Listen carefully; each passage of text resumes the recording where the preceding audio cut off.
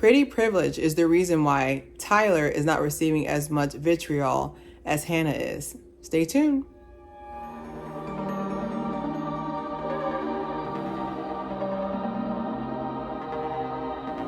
All right, welcome to another episode of Clear Hair. We are talking about pretty privilege and Love is Blind and just dating in general.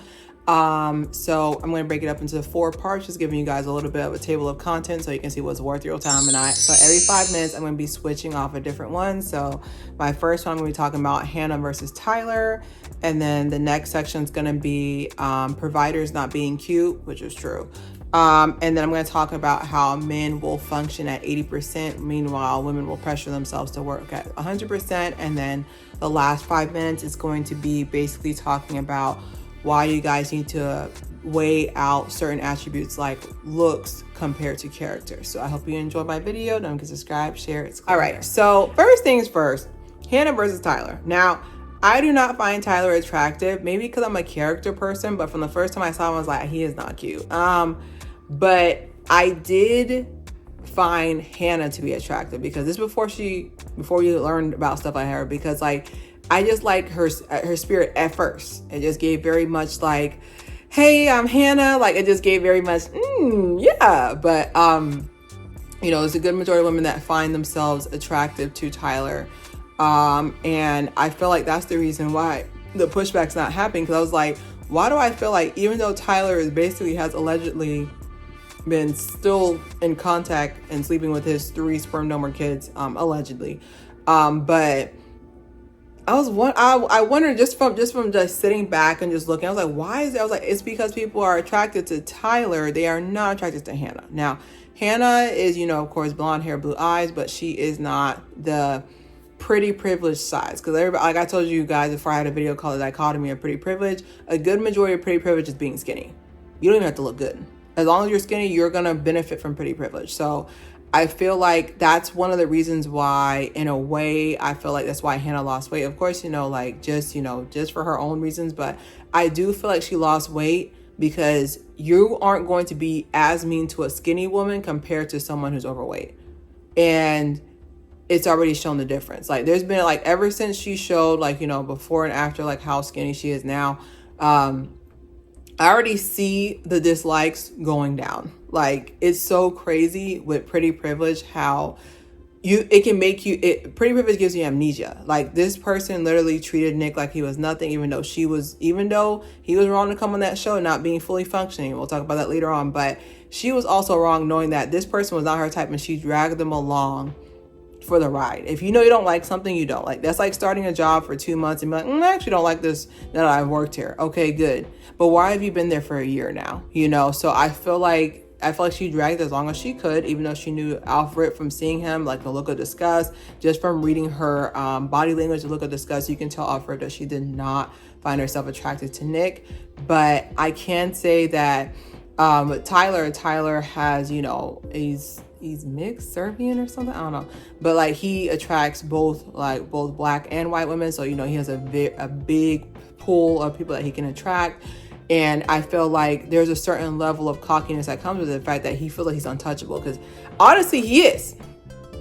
Like he sat there and went through the whole wedding and didn't even think twice about, dang, this is going to splash back. Oh, well, like he knows he's untouchable because that's how he's been raised pretty much. And, they did allude that he didn't have a good relationship with his father, but it's always alluded that he was always probably the pretty mixed baby that got, that's, colorism is a different topic we can talk about. But I do feel like there's a certain level there that pretty privilege has affected, because watch how they treat Hannah at the reunion. And even with Tyler, it's funny, even with all alleged allegations on Tyler, there's still people in his comments saying, dang, you bad. Oh, Ashley, I understand. He is a manipulator and a gaslighter, and you guys are still hyping him up. Derek Jackson, what happening? Whatever. There he sat there and cheated on his wife, and he still has 2 million views. He has 2 million followers on every streaming platform. Still to this day. It really proves that pretty privilege can exude you, not exude, but can exempt you from actually having accountability. But we'll see at the reunion. But you'll see how you'll see how the audience members treat Hannah different now that she's skinny. You'll see. So my next one is that providers aren't attractive. Stay with me now. I know the first thing I'm like, well, you ain't that fine. Anyways, who are you the one to say? I was like, I know, but that's your opinion. At the end of the day, I'm telling you off rip, not to put my business out there, but men who have money, I'm not talking about they can pay for your nails. I'm talking about money. Like they're in the millions. They're not attractive. They're not. Like they're well put together. They smell nice, but they're not attractive. Okay. And I know that sounds very mean and very blunt, but I'm telling you the truth, because when you're an attractive man, men don't take attractiveness the same women do. When women were attractive, we're like, oh my God, I'm cute. Can I have guac on my lettuce too? Like we move on. You feel me? Like we move on. But men see their looks as a tool they plan on using to build their life around. Now, mind you, women do the same thing too, but I just feel like because there's not as many as attractive, I can find 3 baddies in the comments right now. Okay, but maybe because of the fact that they know they're an anomaly. Like, no offense, but like it's more common to find an attractive woman than an attractive male. There's studies behind it. There's symmetry behind it, but it's more common to find an attractive woman than an attractive male. Let's keep it a buck, okay? But these men who are attractive, they're not as motivated. And then before you sit there and say, oh, I'm fine, and I did it, I was like, listen, stop it, the 3 of you. The average man who's attractive is not going to work hard. He's not going to work hard. He's basically taking on that role of like, okay, well, if I look, I can do whatever. He's not going to work hard. He's not. Like, as someone, not to put my business out there, as someone who has dated like a variety of, super gremlins to, models when I was like in my late teens, early 20s, like I dated like some fine dudes, like, like the fine ones don't treat you nice. They don't. They're too busy in the mirror. They have more shoes than you. But they're not going to treat you on point because there's no motivation. They know there's someone lined up to treat them on point. Okay, they're the diva. She ain't no diva. Like they're the diva in the relationship. They're not gonna treat you nice because to them, what's the point? But a man who's not as attractive, conventionally attractive, like I said, we're all ugly to somebody. I've been called ugly several times. We're all ugly to someone, but I promise those men who are not conventionally attractive, they cheat too. But I just want to let you know that. Most of the time, 9 times out of 10, when a man is not as attractive, he has more to work for. He's going to be answering text messages back. Now, I'm saying you got to date a super gremlin. I'm saying, like, I don't want you to date Golem from Lord of the Rings. I didn't say that. Smeagol, whatever his name is. I don't want you to date him from Lord of the Rings. I'm not saying that, but I'm just saying, like, they're going to treat you nicer because there's something to earn. You're going to work harder. It's kind of like with you not having a degree in a position. You're going to work harder because you don't have the credentials, the naturally made credentials to make it. So I feel like a lot of women, like even with Love is Blind, like, with Leo, we don't know if he's an art dealer or arms dealer. We don't know. But he's not attractive, but he's loaded. Okay. So my point is, I know I was just rambling. My main point is the fact that with Love is Blind, I do feel like on the show, there's something about the fact that people expect pretty privilege to exist with money. And most of the times when you see these billionaires, like they're only a mother can love face, and I know a lot of people are going to sit there and say that's mean, but I'm just saying, like, there is a certain level that you're going to have to give up attractiveness if the person's a provider. Because with pretty privilege, we just automatically assume, okay, this person's good looking, they have money. Just to tie it back to pretty privilege, they're good looking, they have money. I'm going to be able to get all these things from this one person. It's like, I promise you. And before you come in the comments and be like, I'm fine and I have money. Yes, the 3 of you do. But the average man who has money, I'm talking about millions, like net worth is 9 figures. They're not going to be ripping the runway at GQ. They're not going to be on the cover of a magazine. Okay. And that doesn't mean that you should only go for men who aren't attractive because they'll have money, because there's broke men who aren't good looking. But I'm just saying, like, I really felt like there was a lot of that going back and forth with a lot of the couples where I could tell that they were like, okay, dang, like, dang, this person is well put together, but they not attractive. Okay. My next one was this part is why I brought in Hannah and Nick. This is a good example of how men and women work. So Nick knew that he was only 80% together and came on the show. Because to me, if you're still living at home with your parents, I don't think this is time for marriage, because you're telling me you're not ready to lead a family. Because a family isn't a household. What house? What household are you in? Your parents' household. You're on your parents' insurance still. Okay? Like, I feel like there needs to be a study made where men can literally have 80% of the attributes and be like, okay, let's do this. Compared to women, we're just like, oh my God, I gotta make sure my teeth are straight, my edges are here, my nails look good, I have my degree, I know how to cook, I know how to do this, I know how to flip, I'm an acrobat, I have to have all these things. I have all these things for me to talk to a guy. A guy will sit there and be like, I have some of these things. All right, let's do it. Like, the fact that he came on this show, knowing that he's still in between with his realtor thing, and he's still in between, like, you know, jobs right now, in between with the license of his realtor, and like he's in between like having jobs, like he still doesn't have his own place. Like, that scared me, because you're supposed to be leading a family. Like, I feel like a lot of the times, like with nowadays, like, okay, back in the day, you know, Earl wasn't the best husband, but I feel like nowadays, like, my opinion is that a lot of these men do not know how to lead a family. When you sit there and say, I want everybody to have my last name, like my last name is Mickey Mouse, my last name is Mouse, right? You want us to be the mice, right?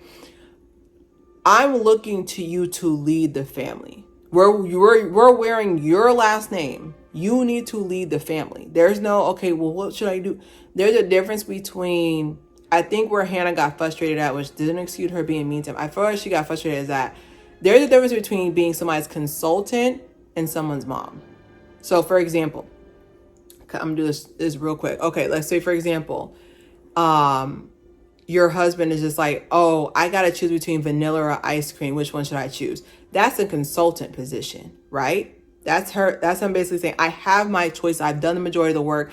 I just need your consultation. A lot of men misconstrue it for like, can you look up the ice cream places nearby? That's not you leading the family. That's you making me do your life for you. That's you making me live your life for you. We all came in one body. We all have our own lives to live. You just imagine just combining with another person. So I personally feel like the fact that like women were so highly critical about ourselves, and he came on this show at 80%. I'm being very nice. I want to say he came on the show at 60%. He came on the show 60% done whatever he had to have going on.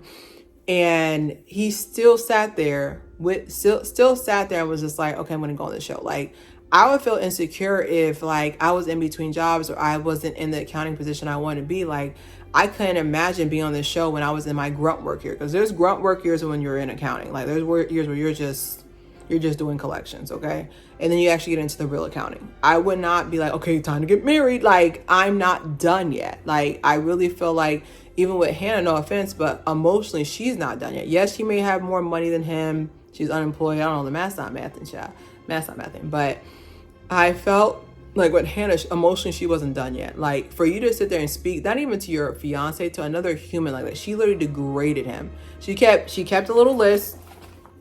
She kept a little list of like all his naysayers. I was like, if I was him, maybe I'm petty, but if I was Nick, I would write my own diss track as well. Like, cleans too much, has too much free time, has bad posture.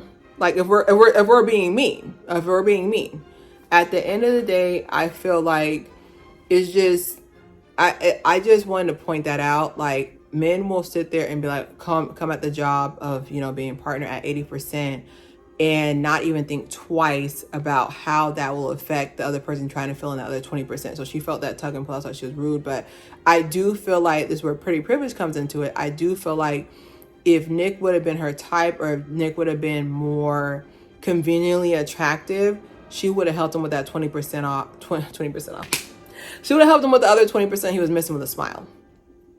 He would have helped it out. Like, she would have really helped it out. Like, I really feel like there is a certain level that we will tolerate incompleteness if the person's conventionally attracted to us. Okay.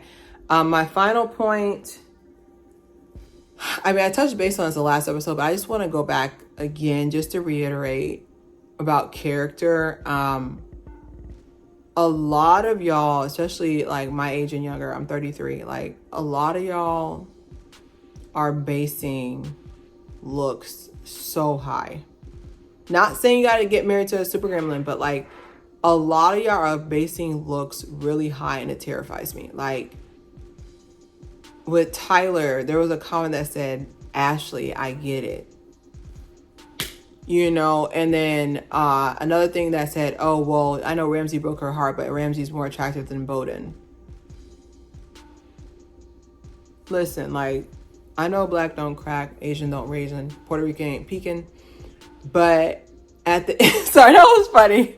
At the end of the day, we're all gonna age. And one thing I learned is that when you're in a really tight spot, you're gonna be happy that you chose, or that you will choose somebody that you can actually go through these storms with. Because let's say, for example, like that's why during the pandemic, can't say that word, a lot of couples broke up because they don't like these people. They're in their house. They look good. Y'all look good on photos. Y'all look good on social media. Y'all look good for couples goals, but you don't like this person. Like that was the main issue, that you don't even like this person. Don't even go into love. You don't like this person. Like, I really feel like character should be ranked the highest. Like, I have categories on here. I have looks, salary, emotional, character, which fidelity is on a character. I really feel like character needs to be higher on the list. Like, there's been so many times where I've even deselected friends I've had where I'm just like, their character is just so bad.